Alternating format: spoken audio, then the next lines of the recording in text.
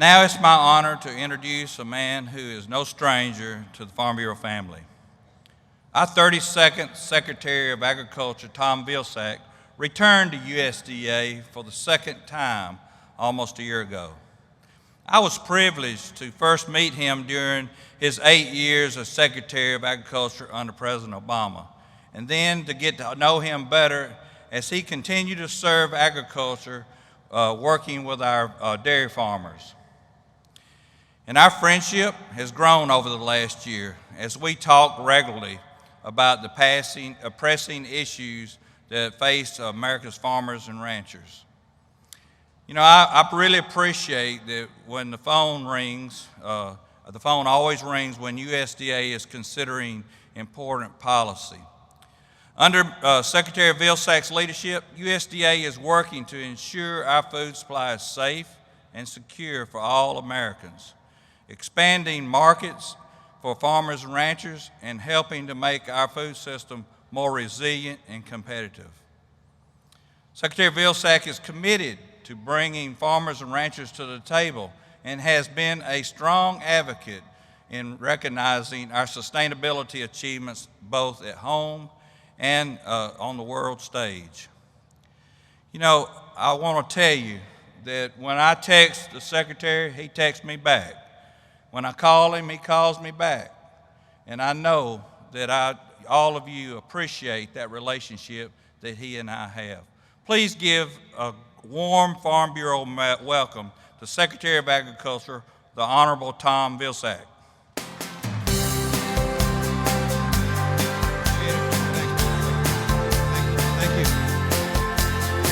Thank you, folks. Thank you.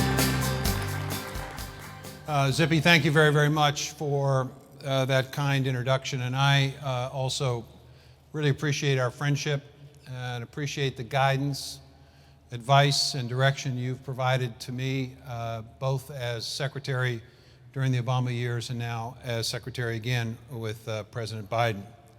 It's been a good, positive relationship, and I am committed to continue it. And I certainly appreciate the opportunity to be with you today. I'm a member, and so I've paid my dues. And I know and appreciate the information I receive from Farm Bureau as a member is important to me as I try to do the best job I can for farmers, ranchers, and producers. You know, I know two great things about this country apart from its extraordinary military, and that is that we have a functioning democracy that is the envy of the world, and that we have an agriculture that is also the envy of the world. And I think I'm speaking to people that are responsible for the most productive, most innovative, and most creative agriculture in the country and in the world, members of the Iowa Farm Bureau and members of the Farm Bureau, American Farm Bureau Federation family. And so I'm honored to be here today. I thought I would take a few minutes of your time to give you a little sense of what we've been up to at USDA over the last year and what we expect and anticipate in 2022. Let me begin by talking about exports, because I know how important that is to farmers, ranchers, and producers. I know that 30% at some point in time of what we grow and raise is ultimately exported around the world. It sends a strong message about the incredible productivity of American agriculture that we can continue to export. But I will tell you, I think it's important for us to build a sense of trust across America about the important role that trade plays. And that's why it's important, I think, first and foremost, to send a message to farmers, ranchers, and producers, and also to the American public, that we're going to enforce the agreements that we have. That's the first step in this process of rebuilding trust about trade. And I think it starts with China. I mean, we all know and appreciate the fact that we have a Phase 1 trade agreement with China, and during that period of time, we saw sales to China increase over what they were during the trade war. But here's the deal. Our Chinese friends are about $16 billion light over what they committed to purchase. And that's why Ambassador Tai, our U.S. Trade Representative, is going to China and continues to converse with China about the necessity of living up totally and completely to the Phase 1 trade agreement, making up that $16 billion deficit over the course of the next several years, and also working on those sanitary and phytosanitary barriers that still exist in the Chinese relationship that they agreed to remove, whether it's ractopamine in pork, or whether it's hormones in beef, or whether it's ethanol tariffs, or the ability to purchase more DDGs. All of these steps that China can take and needs to take to live up to this Phase 1 trade agreement are important, and we're going to continue to press China on the need for complete enforcement and complete implementation of this trade agreement before we begin the process of discussing the possibility of extensions. Let me also say that it's important for us to continue to look for ways in which we can break down barriers and expand access to trade. Recently, we announced the opportunity to reopen pork sales in India, which is a huge market opportunity and certainly welcome news.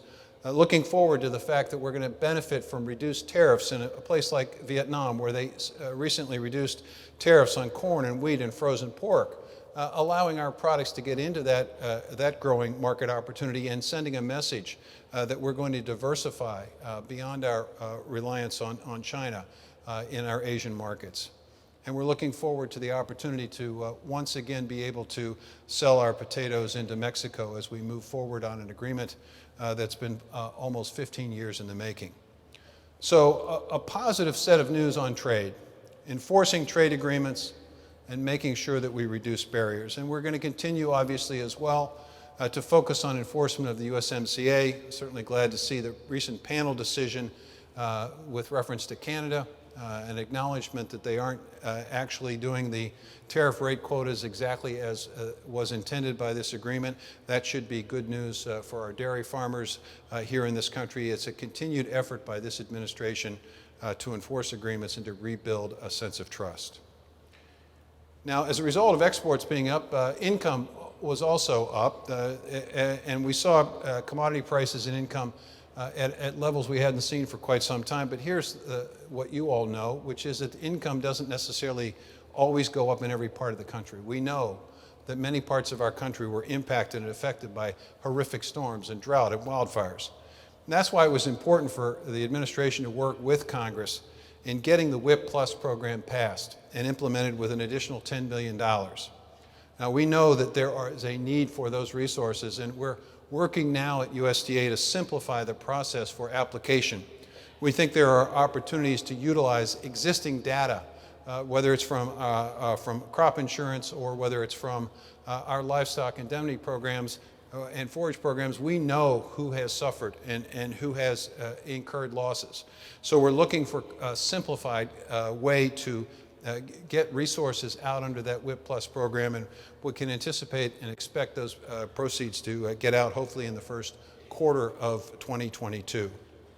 Now, this is on top of the nearly $13 billion that's already been announced in terms of pandemic assistance, and we have a number of other programs that we'll be announcing in 2022 as part of our pandemic assistance efforts and our Build Back effort.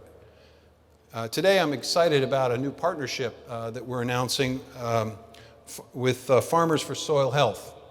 It's an opportunity for us to use our collective resources, our innovative solutions, and USDA resources to expand significantly the opportunity for cover crops.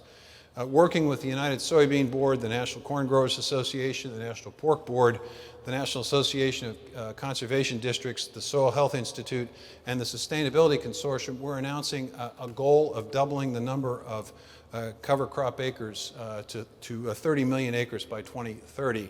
And we're excited about the opportunity to use conservation assistance and help to do so. We're announcing today in 11 states roughly $38 million to begin that process of expanding incentives and encouraging additional cover crop activity. We're also looking for the opportunity, what we started in 2021, which was an innovative conservation incentive initiative that was focused on water quality and soil health. We started in a few states, and we're announcing today that we're going to make those opportunities available nationwide. So more resources forthcoming to Farm Bureau members in the area of conservation. We're excited about that opportunity. We know that you all are on the cutting edge of utilizing precision agriculture, ways in which you can do a better job and become even more productive. But to do that, you need technology. That's why it was important for us to get the bipartisan infrastructure bill that the President alluded to in his remarks through the process. You know, we've been talking about infrastructure improvements in this country for at least 10 years or more. We finally got the job done, and part of that is to provide more additional resources for the expansion of broadband, meaningful broadband, the ability for broadband to actually have the upload and download speeds that will equip you as producers and your members as producers the opportunity to fully utilize precision agriculture. We announced recently a $1.5 billion set of awards that are forthcoming. We've already had 105 awards in 37 states, but we're going to continue to do more in that space. The infrastructure bill, the Infrastructure Investment Jobs Act, provides an additional $2 billion for USDA. So over the course of 2022, you're going to see additional announcements concerning the availability of those resources to significantly improve broadband access. Now that goes along with the other $63 billion that's provided to other departments of government to expand access to broadband, much of which will occur in rural and remote areas. So excited about the opportunity to get that technology in the hands of producers. Also looking forward to utilizing the $980 million in that bill that is focused on conservation programs to repair damage that's resulted to your farms and to your communities as a result of drought and wildfire and storms. We know there's a backlog of projects, and we're going to try to move those projects through our system as quickly as possible, with a specific focus on areas of the country like in the South and the West that have suffered most significantly from climate-related issues. And speaking of climate-related issues, there's been no better opportunity for partnership between Farm Bureau and the Department of Agriculture in the way in which we are approaching the issue of climate-smart agriculture. We know that the markets in both the U.S. and around the world are continually going to demand more climate-smart commodities. They're going to want to know where and how various products were produced. And the exciting news is that we are on the cusp of providing significant help. Listening to the Farm Bureau and listening to those in agriculture, we know that it's important to establish a partnership in this effort. This is not something which is top-down. This is really a bottom-up effort. We know that it's important for us to fund pilots and demonstration projects because we don't know everything we need to know. And through pilots and demonstration projects, we can encourage farmers to come together, establish climate-smart practices, establish those climate-smart commodities, and do it in a way that makes sense on the ground. We know that it has to be voluntary, and it has to be incentive-based. It can't be regulated. And we know that it has to be reflective of the diversity of American agriculture. It has to also provide support and help for early adopters and not penalize them. And we know that it has to be available to producers of all sizes and all methods and all locations and all types of production. So we're excited about this opportunity. We announced last year the establishment of a fund, and we want to make sure that you all understand. Zippy gave me this bit of advice before I walked out today. He said, make sure that folks understand and appreciate where the resources are coming from. The resources for these demonstration pilots are going to come from the Commodity Credit Corporation, but they're not going to come at the expense of anything we need to do to ensure performance and implementation of Title I. I want to be absolutely clear about this. And secondly, they're not going to be used at all in any way, shape, or form for the establishment of carbon markets. We're going to let the private sector do that. The government shouldn't be in that business. What we can do is create demonstration projects and pilot projects where groups of farmers can come together, where we can provide the resources to reduce any financial cost associated for the farmer in embracing these climate-smart agricultural practices. We can work with land-grant universities and others to measure and quantify and verify the results and put farmers in a position to be able to say to the marketplace, we can demonstrate the capacity of American agriculture to meet the demand for climate-smart agricultural foods, and to do it in a way that allows farmers to capture the value added and to be able to qualify for any private sector markets, whether it's carbon markets or water markets or wildlife markets that might be available. This is about creating new revenue streams, additional revenue streams. Historically, farmers have had the ability to raise crops and sell those crops, or raise crops and feed it to livestock, and then we had the biofuel industry. Those are three different ways in which farmers have been able to generate income. We need to create more ways. And one way to do that is by creating that climate-smart commodity that is a higher value proposition in the marketplace, and that value should be captured by farmers. Their ability to be able to just demonstrate and verify that they've met all of the requirements of a climate-smart commodity, and have USDA help and provide the resources to be able to make that happen. It's an exciting opportunity. And over the course of the next several months, you're going to read and hear more about our effort to make these resources available for pilots and for demonstration projects. We can make this work, and we can develop that standard, and we can develop additional revenue streams for farmers, and we can meet the growing domestic and international market demand, and we can be the first agriculture in the world to do so, which will give us market advantage. So I'm excited about this opportunity. I have really appreciated the input, the direction, the guidance, the advice that I've gotten from Zippy and the Farm Bureau and other commodity groups about how to structure this in the right way.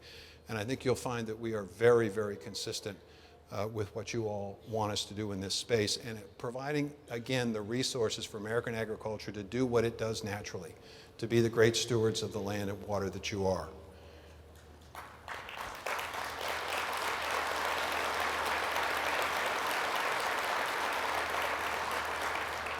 I appreciate you clapping because it gave me a chance to get a breath. I get excited about this stuff. This is really good stuff. You know, one of the things and one of the challenges, and I met with the presidents earlier today. Zippy gave me the opportunity to have a brief meeting with your state presidents. And I made a list of all of the items that I thought might be brought up. And I realized that one of the items that we were likely to be talking about is the issue of supply chain and the concern that we all have about input costs. You know, there are a lot of reasons why we're faced with the current dilemma. Part of it, in a strange way, part of it is good news in that there's tremendous demand. And that indicates that we're beginning to expand and grow the economy. In fact, we are at a record level. But when you have that demand, it places a strain on the supply chain. And the supply chain, after being dormant during the pandemic, wasn't as prepared for that immediate uptick in demand. There are weather-related issues, obviously, that have impacted the supply chain. There's the issue of labor, with a lot of the workforce making the decision to retire as a result of maybe rethinking their life goals. Because of the pandemic, we had fewer truck drivers. There was obviously congestion at the ports. And there were trade decisions made by some of our trading partners to establish export bans, which also constrained supply. So we went to work on the factors that we were able to control. We reached out to the port operators and said, look, you need to extend the hours of operation, which they did, and that began to relieve a bit of the congestion. You need to create some incentive or disincentive, if you will, for those who are leaving their containers on the dock so that you can't be moving product continuously through the loop.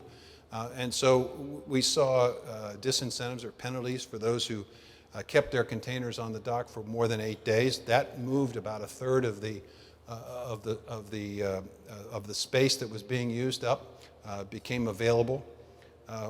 We decided to establish a series of pop-up, what are called pop-up ports off-site, maybe 100, 200 miles away from an existing port, to create another landing space for containers so they can get into the economy more quickly.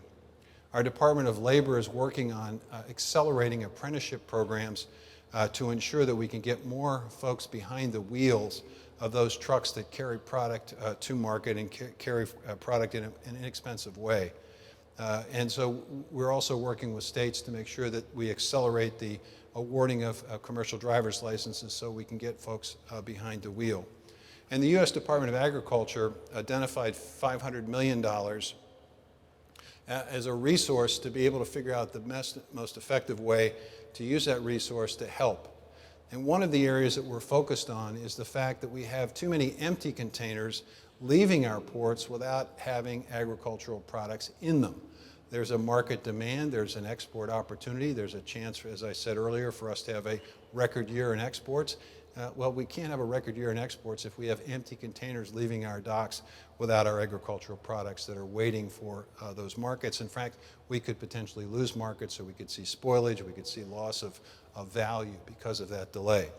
So we're working on an effort to try to incent those containers to be filled with agricultural products, and I think over the course of the next several weeks you'll see announcements coming out of USDA as to how those resources, that $500 million resource, could be best used to be able to move quickly product to market, to export markets. So we are working on the areas that we have control. We're going to continue to encourage and look for ways to help. One of the issues with fertilizer, for example, if folks decide that they're going to perhaps alter their schedule for application, we've just put out a new risk management tool that basically provides potential crop insurance protection for lost productivity if you're in a position of only having one application as opposed to multiple applications. So looking constantly for ways in which we can provide help and assistance to get us through a very difficult time. But I think over the course of the next year or so, you're going to see that supply chain begin to catch up to demand, and hopefully we'll begin to see greater stability in prices, and hopefully be in a position of being able to bring those input costs down and continue to maintain good income. And speaking of income, the reality is that we at USDA are really committed to spending this administration's time and effort in developing more new and better markets. The climate stuff is one example of creating additional ways in which farmers could potentially profit beyond the traditional ways. Another way is to make sure that the markets that we have are as competitive as they are meant to be. The President mentioned this, but I'm going to go into further detail about this. You know, I think it's fair to say that many farmers around the country feel that they don't necessarily feel confident that what they get when they sell their livestock at market is actually the fairest price that they could possibly get. They're just not confident in that market. They believe sincerely that there needs to be a leveler playing field. There needs to be a market that treats farmers and reflects the value of the work that farmers do. They know over a period of many, many years they've seen a diminution of the percentage or the amount that farmers receive when their livestock is sold. And they believe that there's a need for additional competition and capacity. So we've embarked on an effort to try to respond to those demands and those beliefs. The first thing we did was to make sure that we maintain the capacity that we have by providing some additional resources to reduce the cost, particularly of the small and mid-sized processing facilities that were faced with additional work, overtime, inspection fees that could potentially be crippling to their bottom line. And so we are providing some financial assistance. If you're a very, very small producer, roughly 70% of your inspection fees will be paid for a period of time by the government. If you're a smaller, mid-sized operation, about 30% of those fees will be paid. So we're trying to maintain the capacity we have. Then there are those who would like to see the opportunity to sell beyond their state. They currently have permission with our inspection system to sell inside the state, but to sell outside the state, they need to significantly improve and increase their inspection and their food safety capacity. They need resources to do that, so roughly 167 facilities received nearly $32 million of additional assistance from the USDA to expand capacity and to create new and expanding market opportunities. Then we looked at the mid-sized middle of the supply chain, and we heard the need for additional storage, cold storage. We heard the need for additional warehousing. We heard the need for mobile slaughter units. We heard the need for some facilities being able to expand, but they were having a difficult time accessing capital. So we put together a $100 million loan guarantee program. We've begun the process of having webinars with bankers and finance groups around the country to let them know about this 90% loan guarantee to make credit more available and easier for those mid-supply chain needs. And then most recently, we announced, as the President alluded to, a larger operation, a larger facility of grants and loans that can be used to expand either existing facilities or new facilities. We anticipate and expect in the next, hopefully 60, 90 days to be able to announce the availability of $150 million of that pot for projects that may be on the cusp of getting committed, on the cusp of getting started, but just need an extra push. We hope that $150 million in grant money will be able to accelerate those projects.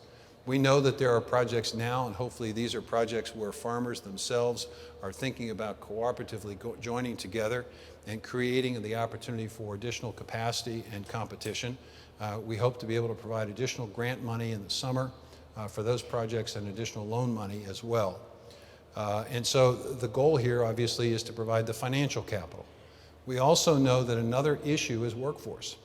And so we've put together a resource that can partner with community colleges, with unions and other organizations that are training the workforce so that we continually have expanded workforce as we expand capacity. And we've put resources behind innovation, recognizing that the large processing facilities have huge and record profits. They have resources that can be devoted to innovation. The mid and small-sized operations do not have that same opportunity because the margins are very, very difficult. So what we want to do is be able to create their innovation fund, if you will, that's focused on a variety of innovations that potentially could allow mid and smaller-sized operations to be more efficient and more profitable. So this is an opportunity to try to respond to the capacity issue. We're also going to strengthen the enforcement of Packers and Stockyards in a couple of ways. We're going to make sure that the poultry system and the poultry tournament system is fair and transparent. We're going to look for opportunities as well to make it clear precisely when and under what circumstances there is a violation of Packers and Stockyards. There's been some concern about the high level of proof that's required and makes it more difficult for the individual farmer to have a level playing field in their relationship with a processor. And we're going to obviously also as well take a look at ways in which we can work with the bipartisan group that's in Congress today focused on price discovery, making sure that we get the kind of data that would allow farmers to have greater confidence in the market. So I think if you take a look at what we're doing, it really boils down to more new and better markets. It boils down to making farmers and equipping farmers with the ability to be the great stewards of land and water that they are, but to take full advantage and to seize the opportunity out of the climate challenge we face. It's a department that is really focused on making sure we get help and assistance to those who have been negatively impacted by weather and climate in a very serious way, and trying to provide those resources as quickly and simply as possible, and never losing sight of the importance of our export markets. So I hope that you walk away with an understanding that this is a department that's truly dedicated to all of you, truly dedicated to American agriculture. You know, people ask me why I became the first secretary in the country's history to actually come back to this job. No one had ever done that before. And I said it's very simple. I love the people I work with, and I love the people I work for. The people I work with are just an extraordinarily dedicated group of people who throughout the course of the pandemic, as they dealt with issues at their home and dealt with issues with their children, dealt with issues with their relatives and friends who were perhaps struck with COVID, they showed up for work. Now, they may not have come to the office, but they showed up for work and they got the work done, a record amount of work, I might add. They are really dedicated, all of you. They understand and appreciate the important role that you play in our country. And I love the people I work for because I know you. I know what drives you. What drives you is faith. What drives you is family. What drives you is community. What drives you is country. And I know that you appreciate and understand the incredibly vital role that you play in this great democracy of ours. You see, there are many, many countries out there that envy us because we have the capacity to feed our own people. We should never, ever take that for granted. That is an extraordinary advantage we have in this country, and it's a result of incredibly hardworking people who get up at all hours of the day, in all weather conditions, under extraordinary circumstances, whether it's a pandemic or a drought or a wildfire or a storm, and who understand and appreciate the job they have of feeding their family and America's families and the world's families. So it's not hard to understand why somebody like me, who started out life in an orphanage in Pennsylvania, wouldn't jump at the chance to come back to this great department. So I want to end by simply thanking you for what you do every single day for our country. Indeed, as the President indicated, you're the backbone of this country. And I want you to know that every single person that works at USDA is very, very appreciative and very understanding of the work that you do for us and the important role that you play in making America the great nation that it is. Thank you and God bless.